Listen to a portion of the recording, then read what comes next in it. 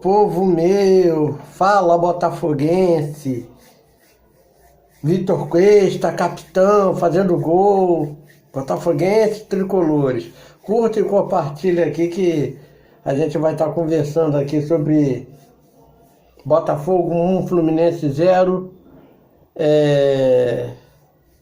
E aí, você que é botafoguense, claro, se inscreva no canal.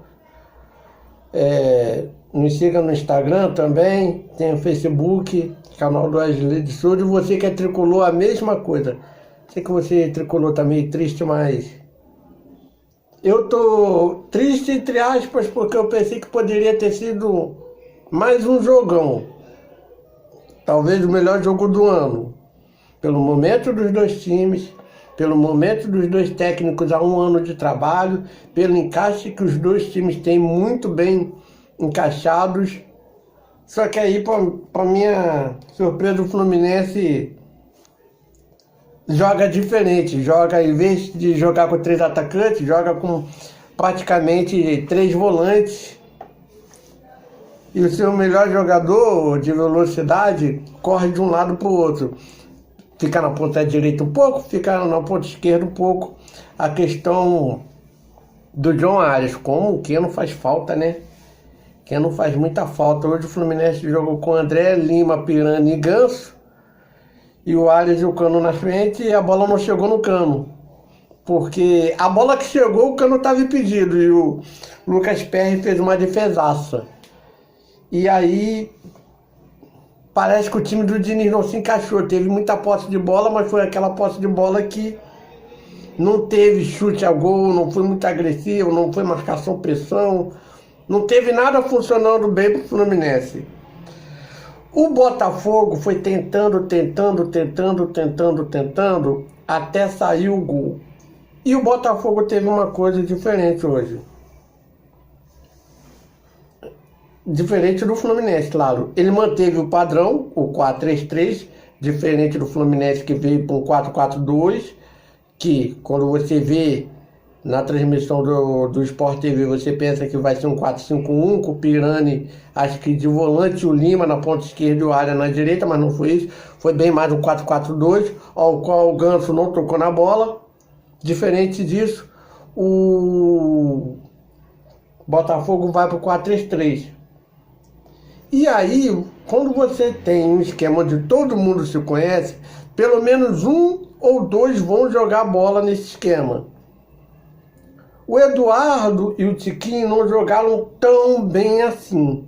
Tiquinho até se esforçou, fez muito bom pivô, teve suas oportunidades.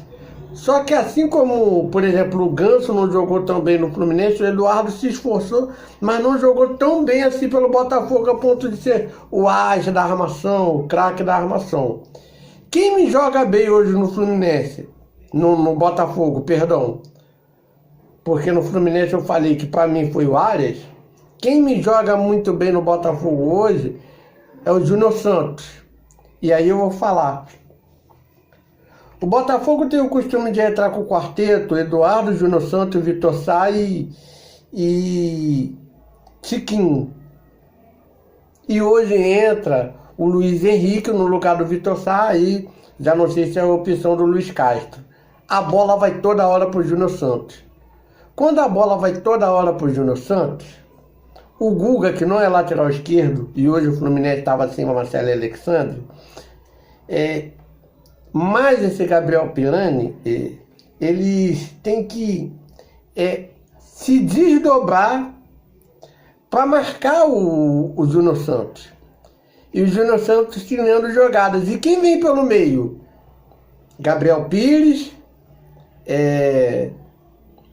o Tiquinho, o Eduardo, o Tietê, que o Tietê faz muito bem o elemento surpresa. Então veio os dois volantes, o meia e o atacante do Botafogo lá para a área, porque vai vir jogada. Claro que teve muita jogada individual do Júnior Santos, mas ele foi o que mais tentou o jogo inteiro ter muita jogada individual. É o que ele mais tentou. Entre os goleiros, obviamente, o Fábio foi o que mais trabalhou, porque o Botafogo deu 14 chutes, o Fluminense só deu 2. como eu falei, a do Cano, o chute do Cano que o Lucas Perry pegou, o Cano estava impedido. Então o Botafogo tentou muito mais e teve o seu melhor jogador mais participativo e que tentasse se pelo menos valer a pena ter ele, que foi o Júnior Santos.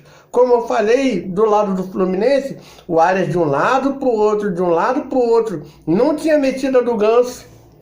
Aí no Fluminense, no segundo tempo o Fluminense até põe o John Kennedy para jogar ali com Arias. Mas aí o Fluminense já estava todo batido, porque sai o gol. Cruzamento na área.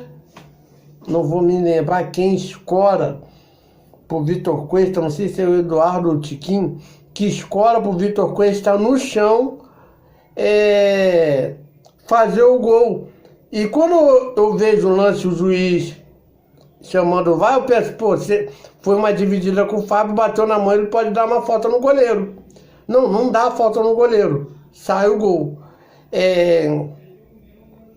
E quando sai o gol, aí sim, a torcida do Botafogo. E aí eu pensei o seguinte, pô, o Botafogo tá muito bem, só o que pode atrapalhar é o árbitro. Por quê? Porque o árbitro hoje, eu não vou lembrar o nome dele, ele deu muito cartão amarelo bobo pro Botafogo. Mas não é bobo que o time do Botafogo fazia, era que ele arrumava os amarelos pro time do Botafogo. Irritava o Luiz Castro, irritava a torcida do Botafogo. A torcida do Botafogo ficou louca. Eu sou vascaíno, meu pai é flamenguista, a gente ficou louco aqui. Se a gente fosse botafoguense, tivesse os dois no estádio, o árbitro não sairia de lá. A torcida toda ia embora e ia ficar aí o meu pai esperando o juiz da partida ali do lado de fora. Provavelmente. Claro que a gente não ia bater, mas a gente está fazendo uma suposição aqui, uma metáfora. Porque o árbitro deu muito cartão pro Botafogo. E quando sai o gol, aquela demora, eu cheguei e falei pro meu pai assim, pai, ele vai acabar dando 10 minutos a mais pro Fluminense empatar esse jogo. Só que o Fluminense não estava bem no jogo. Então, como o Fluminense não estava bem, se valeu o gol do Vitor Cuesta. E aí eu vou falar, Vitor Cuesta, jogador muito importante no Internacional, ídolo, se eu não me engano, tem Libertadores pelo Inter, veio pro Botafogo para ser jogador importante, ídolo nessa transformação do Botafogo, na SAF do Botafogo. Botafogo tem Copa do Brasil, tem Sul-Americano e precisa muito de um Cuesta, de um Tietê, que são os nomes mais experientes hoje do Botafogo, junto com o Marçal, com o Eduardo, com o Tiquinho, mas esses nem tão conhecidos. Precisa muito do Rafael. E aí o gol do Cuesta mostra o seguinte, se o pessoal lá da frente não tem essa casca de clássico, eu tenho porque eu joguei Grenal. E aí saiu o gol do cara que jogou um clássico tão pesado contra o Grenal várias vezes para jogar esse clássico que todo mundo esperava que fosse um confronto de troca de farpas, de jogadas. Fluminense criando, Botafogo criando, e não foi assim. Fluminense deixou muito a desejar na sua parte ofensiva. Volto a falar, acho que apesar da falta do Alexandre e do Marcelo, acho que o Ken não faz muita falta naquela ponta esquerda do Fluminense. Não teve essa trocação, aí no momento importante do jogo vem o Vitor Cuesta caído e faz o seu gol. Então acho o seguinte, se destacar, Botafogo ganha, é líder, é muito bom pro Botafogo. Eu acho que o Botafogo não tá fazendo ponto para fazer 45, faltando 12 rodadas para acabar o campeonato. Eu acho que o Botafogo está fazendo uma pontuação para fazer 56, 57, faltando 12 rodadas. E aí você pensar ali em 36 pontos ali, se não bater 80 ou 70, bater 60 e pouco e brigar ali pelo título ali. Porque geralmente, muitas das vezes, o campeão vai com 72, 75 pontos. Então acho que o Botafogo vai brigar muito pelo título. E o Fluminense também. Só que o Fluminense hoje não jogou. Preocupa? Preocupa. Porque o Fluminense também é um time que tem um futebol já formado, o conceito de jogo está muito bem estruturado, até fora de campo, e quer Libertadores. Então, o Fluminense tem que entender uma coisa. Quando não joga com um dos 3 atacantes, quer botar 3 volantes, quer botar o Ganso para trocar a bola, acho que o Fluminense vai ter que entender que tem que ter intensidade também, mas ser muito mais agudo e arrojado. Certo? E por falar em Ganso, eu vou falar um pouquinho dele de arrojamento, mas assim, o que o Ganso pouco jogou, ele reclamou. Falava muito com o juiz, era muito chato, perturbado com o juiz. Eu acho que o Ganso tem que entender uma coisa. Ele é o maestro do Fluminense. Se ele se preocupar só em reclamar e não jogar, ou em cavar falta, ou a bola bater no ombro, a mão bater no ombro dele, ele falar que foi na cara, como acho que teve lance 5 Cuesta nessa questão. Se ele ficar procurando essas faltinhas e não querer armar o jogo para a bola chegar no área de no cano hoje, ele vai prejudicar muito o Fluminense. Acho que o Diniz tem que conversar com ele para o Fluminense continuar jogando esse futebol gostoso de se ver, mas agudo, com intensidade, com todo mundo entendendo o que vai fazer. O Botafogo sabe o que vai fazer com a bola. Eu vi a análise do Rica Perrone sobre o jogo do Botafogo contra o Atlético Mineiro, e eu vou de novo falar. O Botafogo sabe fazer com a bola. O Eduardo pega na bola e vou falar a frase do Vitor, do Rica. Cadê o Júnior Santos? Cadê a bênção do Júnior Santos? Cadê ele? Para correr, para partir, para fazer o salseiro. Cadê a bênção do Luiz Henrique que está no lugar do Vitor Sá? Para correr. Cadê a bênção do Vitor Sá que entra e tenta fazer fumaça no jogo? E o Botafogo veio de uma derrota que, assim, para esse jogo, que foi para o Atlético Paranaense de virada, mas chegou a fazer abrir 2-0 contra o Atlético Paranaense lá na Arena da Baixada. Então o time do Luiz Castro sabe muito o que fazer com a bola. O Fluminense, quando perde uma peça, nem sempre sabe. Então acho que assim, o futebol é muito mais bonito, gostoso de se ver, do Fluminense, do Diniz até, que ele gosta do goleiro, sair lá de trás, tocando a bola e tal, que é perigoso e que ele tá arriscando menos. São Paulo também faz muito isso com o Santos, ou agora com o Matheus Cunha, goleiro atual do Flamengo. Mas é mais gostoso ver o Fluminense jogar assim, mas o Botafogo se torna muito mais competitivo quando sabe o que se vai fazer com a bola. Então, parabéns ao Botafogo, 1-0, líder. Vamos ver até onde vai.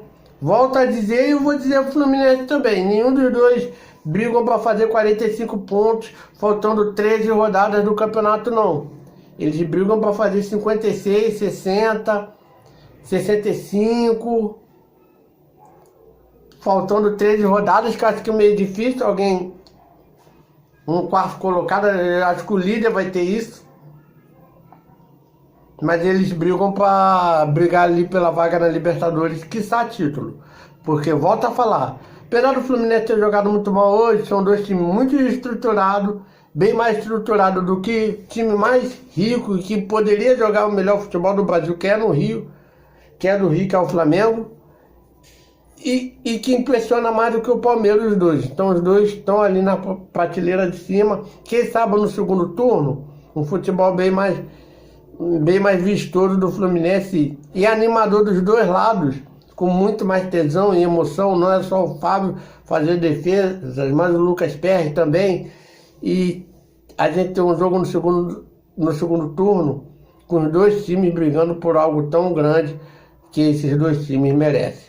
Valeu, galera. Um abração, parabéns, Botafogo e Fluminense. Não é Fluminense. Para de querer a judia do juiz, pô.